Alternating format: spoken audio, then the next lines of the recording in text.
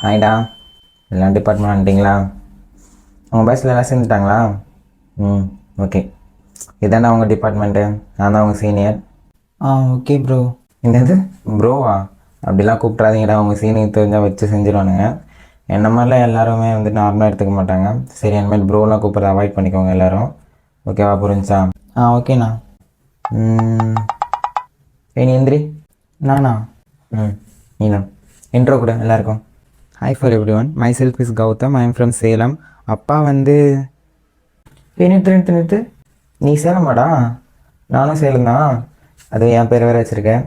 சரி, ஓகே. இனிமேட்டு எங்கே போனாலும் வந்துட்டு என் பேர் சொல்லி யாரும் ஒன்று எதுவும் சொல்ல மாட்டாங்க. புரியுதா? உன் சொந்த அண்ணன் மாதிரி நினச்சிக்கோடா. எல்லாருக்கும் டைம் ஆயிடுச்சு. இன்னொரு நாள் எல்லோரும் இன்ட்ரோ கண்டிப்பாக கொடுக்கணும். சரியா? எல்லாம் கிளாஸ் போங்க. ஓகே, பாய். Next morning. ஹேய், இங்கே வா. சீனியர்கிட்ட நீ பாட்டு விஷ் பண்ணாமல் போகிறேன். விஷ் பண்ணணும்னு யாரும் உனக்கு சொல்லலையா? கௌதம் அண்ணா தான் யாருக்கும் விஷ் பண்ண வேணாம்னு என்கிட்ட சொன்னாங்க. ஓஹோ, விஷ் பண்ணக்கூடாதுன்னா விஷ் பண்ணணும்னு அர்த்தம்டா நம்ம மெடிக்கல் ஃபீல்டில். புரியுதா? போ, உன் சொந்த அண்ணன் மாதிரி நினச்சிக்கோடா. ஏய், கோட்டுங்க. கோட் இல்லாமல் டிபார்ட்மெண்ட்டுக்கு வந்து ஆப்சன்ட் தெரியும்ல? கௌதம் அண்ணா தான் கோட்லாம் போட வேணாம்னு என்ன சொன்னாங்க. ஆஹா, கோட் இல்லைன்னா ஆப்சன்ட் போட சொன்னதே ஒன்று தான்டா. உன் சொந்த அண்ணன் மாதிரி நினச்சிக்கோடா.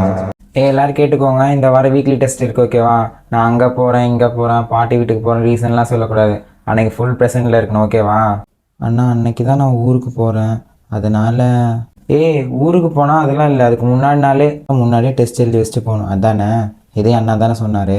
உன் சொந்த அண்ணன் மாதிரி நினச்சிக்கோடா. முடி அதிகமாக இருக்கக்கூடாதுன்னு சொன்னீங்க, ஆனால் நீங்கள் மட்டும் அதிகமாக வச்சுருக்கீங்க.